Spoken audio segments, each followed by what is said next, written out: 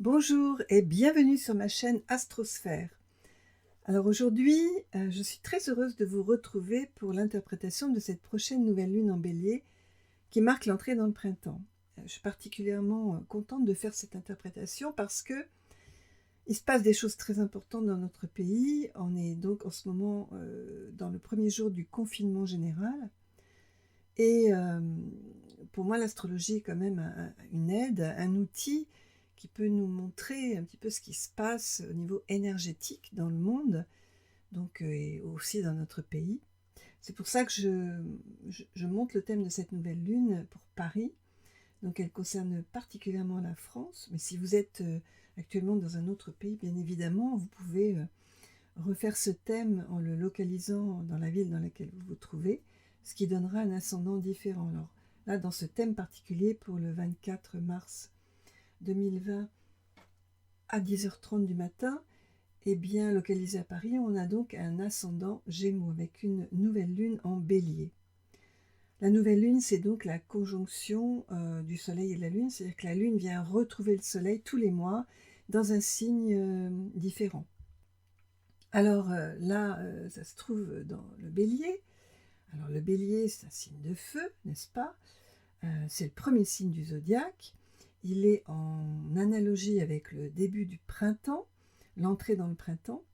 Donc ce signe du Bélier, c'est un signe d'initialisation, de nouveaux départs, de nouveaux commencements, de démarrage.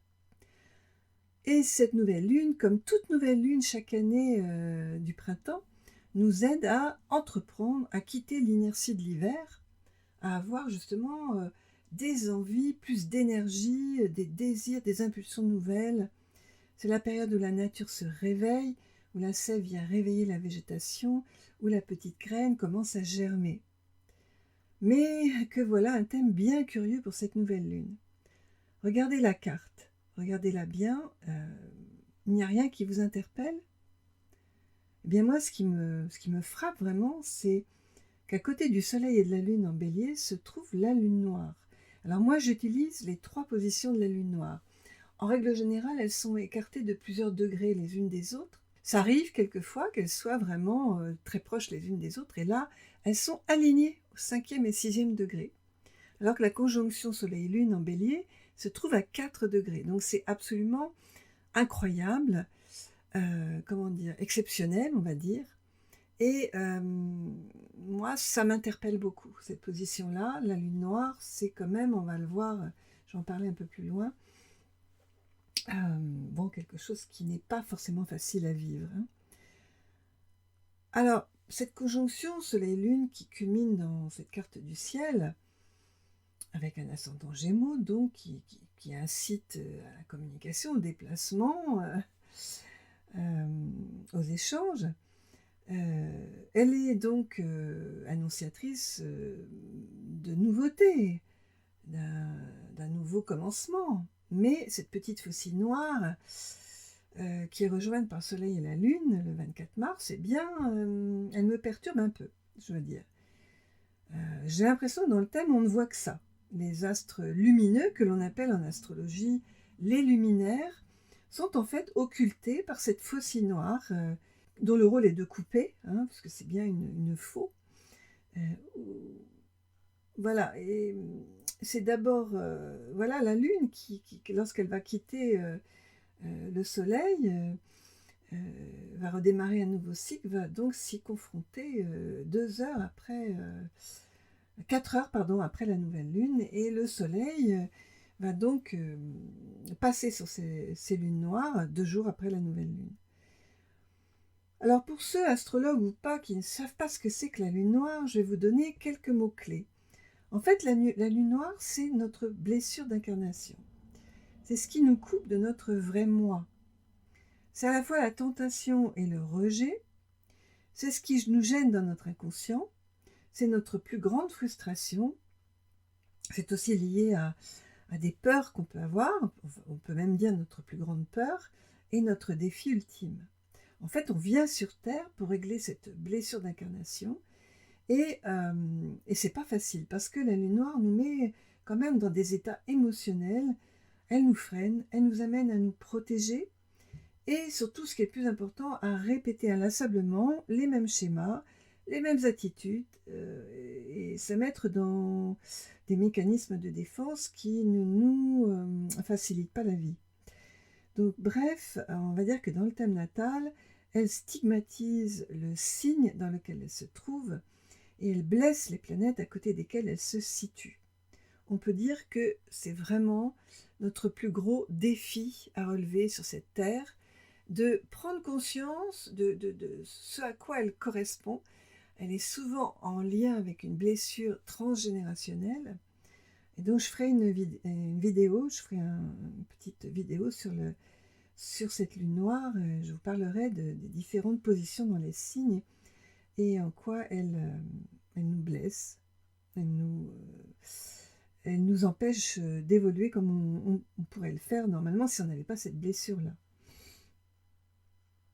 Alors, si c'était le thème d'une personne, ce thème de nouvelle lune, je dirais que tout son potentiel d'action, de décision, donc tout son potentiel de leader, de chef, parce que on voit cela chez les personnes qui naissent avec une conjonction sur les lunes en bélier, eh bien on pourrait dire qu'il serait bloqué, ce potentiel, par une peur d'agir, une peur de décider, une peur de diriger même, de diriger sa vie, et aussi une peur de perdre son territoire. Parce que le bélier est très en lien avec le fait de défendre son territoire. Alors concernant ce thème de nouvelle lune, on peut dire que ce que les planètes nous proposent, c'est d'oser. Oser être soi, oser se battre, oser s'affirmer, oser faire des projets, oser aller de l'avant, oser aller vers le nouveau. En maison 11, la maison de la liberté, la maison du futur, la maison des projets, cette position planétaire, en fait, nous donne envie de profiter du renouveau du printemps, d'envisager l'avenir sous un nouveau jour, de vivre libre.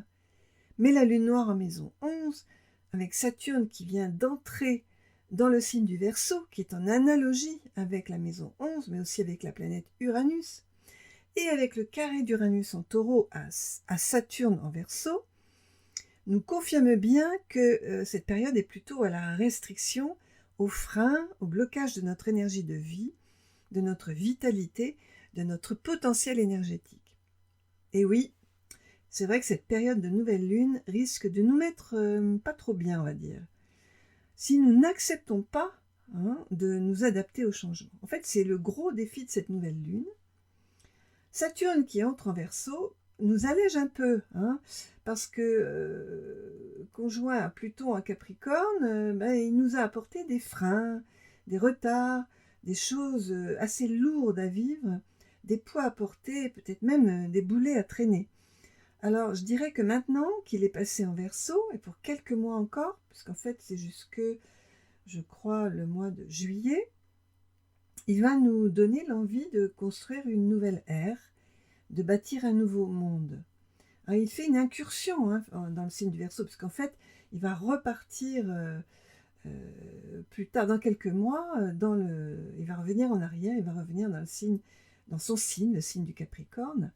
Donc, c'est comme si on avait une opportunité là d'être un peu plus allégé, que ce soit un peu plus frais, on va dire, qui nous apporte des envies de nous libérer. Cela dit, cela ne se fera pas si nous ne travaillons pas sur ce carré à Uranus. Saturne carré à Uranus, eh bien, c'est vraiment le nouveau et l'ancien qui rentrent en conflit, en fait. Parce qu'il faut savoir qu'Uranus a été découverte après Saturne. On a fonctionné longtemps du Moyen-Âge avec cette planète Saturne qui était la dernière planète connue, jusqu'avant en fait la révolution de 1789. Et quand elle a été découverte, cette planète Uranus, c'était l'annonce d'un monde nouveau. N'oublions pas qu'Uranus fut découverte donc au moment où il y avait la Révolution française et où il y a eu tous ces changements, cette révolution qui a cassé beaucoup de repères anciens. Il a été donc question de bousculer tous les repères qu'on avait construits depuis des siècles, de détruire pour reconstruire avec des idéaux, des envies de justice, d'égalité, de fraternité. C'est pour ça qu'on a donné ces mots-clés à la planète Uranus. La planète Uranus, c'est la planète de la liberté, de l'égalité, de la fraternité. Alors la planète de l'ancien temps, Saturne, a été détrônée par Uranus, qui vient juste après elle dans le système solaire. Et aujourd'hui, elle se retrouve donc en carré, c'est-à-dire en conflit. Saturne en Verseau, alors il y en a pour un petit moment là, puisque bon, c'est jusqu'à ce que Saturne retourne en Capricorne. Donc Saturne en Verseau, qui vient s'opposer aussi à tout ce qui sort des normes, qui vient nous obliger à rester confinés, alors que le Verseau est le signe de la liberté par excellence, du non-conventionnel, du hors-norme, qui entre en conflit avec Uranus, la planète du Verseau, qui se trouve en Taureau. Et Uranus, elle vient depuis déjà un certain temps révolutionner nos repères sécurisants, casser peut-être nos attachements possessifs aux personnes, aux biens, aux choses, aux lieux. Elle vient un peu bousculer notre besoin de sécurité. Alors, c'est pas facile à vivre tout ça. Et c'est Vénus, la planète du Taureau, qui représente la douceur de vivre, la beauté, l'harmonie, l'amour, le désir, la sensualité, l'envie de donner, qui vient aussi, cette planète, apporter de la paix à toute cette configuration planétaire. C'est elle qui est un petit peu la clé, qui va nous adoucir les choses. En effet, elle est trigone à Pluton, Jupiter et Mars, en Capricorne, et elle est sextile à Neptune. Donc, c'est un très beau triangle que l'on appelle un triangle mineur en astrologie maniste. Elle nous offre une belle énergie de douceur, elle nous permet de faire des choses qu'on aime, d'être positif et enthousiaste avec le trigone à Jupiter, de nous détacher aussi du monde matériel avec le trigone à Pluton, de transformer nos valeurs sécurisantes et de retrouver peut-être une envie de se tourner vers notre être profond, de nous faire plaisir, de méditer avec le sextile à Neptune, de nous tourner vers les autres avec plus de compassion, d'esprit d'entraide et d'envie de rendre service. Et c'est ce qui va se passer pendant cette période, parce que on est tous logés à la même enseigne, et quand c'est comme ça, quand il y a une difficulté, eh bien on sent vraiment que les gens s'entraident davantage, sont plus tournés vers les autres, ont plus envie de communiquer avec les autres. Donc Vénus est là pour adoucir toutes les énergies un peu difficiles de cette nouvelle lune. Mercure, la planète de l'ascendant Gémeaux, qui est en maison 10, donc dans la maison du rôle social, de la carrière, du travail, et sextile à Uranus, nous permet de mieux communiquer, d'être plus franc, plus vrai, plus authentique. Et là, c'est pas mal du tout parce que ça peut nous donner aussi beaucoup d'intuition pour peut-être avoir plus de facilité pour s'intérioriser, se poser les bonnes questions, s'analyser et peut-être arriver à dire des choses qu'on n'arrivait pas à dire avant. Peut-être tout ce qu'on a pensé, tout ce qu'on a ressenti quand Mercure était rétrograde. Je vous rappelle que Mercure a terminé sa rétrogradation le 9 mars, et que justement là maintenant avec ce sextile à Uranus, l'énergie est débloquée, peut nous permettre d'exprimer peut-être des choses qu'on n'arrivait pas à dire avant, d'être plus vrai, d'être plus authentique. Alors le défi évolutif de ce thème de nouvelle lune, pour moi c'est le nœud nord, qui se trouve en Cancer et en maison 1. La maison 1, c'est la maison du moi, la maison du je suis, et c'est en analogie justement avec le bélier et la planète Mars. Alors on voit que Mars est bien aspecté à Vénus et en conjonction étroite avec Jupiter et Pluton. Et ça c'est plutôt pas mal du tout. C'est une intense énergie de transformation, parce qu'en plus c'est dans la maison 8, la maison du Scorpion et de la planète Pluton. C'est une énergie de transformation très importante qui nous est offerte durant cette période de transmutation, de remise en question profonde de nos vies, de nos êtres. Alors il faut en profiter, parce que déjà c'est très bien aspecté, donc c'est quand même un cadeau, c'est une aide qui nous est apportée.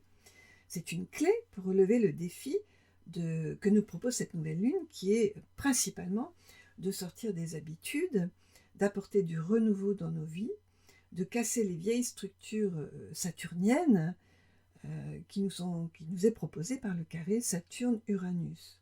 Alors pour moi, ce que nous vivons actuellement avec cette attaque du Covid-19, ce virus, c'est une opportunité de grand changement. De laisser de côté ce qui ne nous convient plus et certainement de prendre des décisions qui vont impacter notre futur.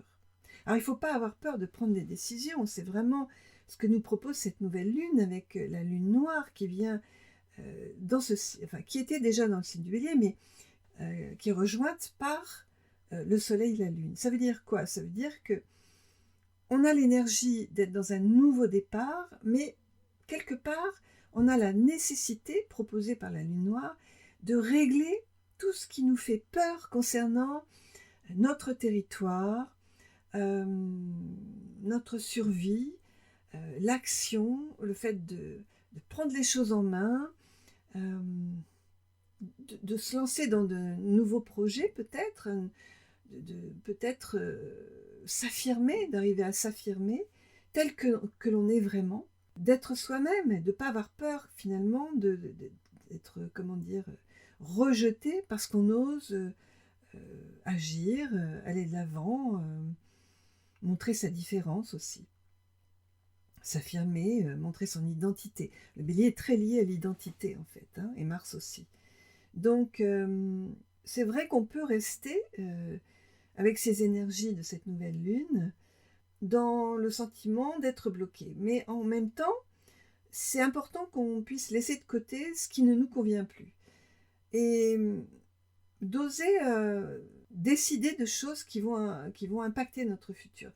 Peut-être parce que c'est une période qui va nous proposer de nous recentrer sur nous-mêmes et de nous poser les vraies questions et de méditer peut-être aussi sur notre vie. Moi, j'ai l'impression que ça ne sera plus jamais comme avant. Hein. C'est vraiment une période très intense, très importante. J'ai commencé ces vidéos au mois d'octobre.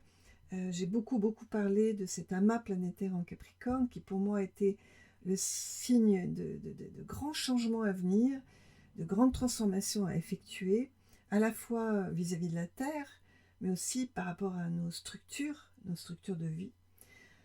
J'ai aussi beaucoup parlé de cette conjonction de Neptune-Lune noire qui pour moi était très en lien avec un empoisonnement, un ennemi invisible qui pouvait nous polluer, nous empoisonner. Et donc voilà, on est en plein dedans là. Mais en même temps, cette nouvelle lune semble nous apporter des choses qui peuvent nous aider à nous dégager de tout ça et à nous libérer et à sortir de cette problématique. Alors, le tout, c'est... On a le choix, en fait. Soit on va se sentir emprisonné, dirigé, malmené, obligé de nous enfermer pour nous protéger.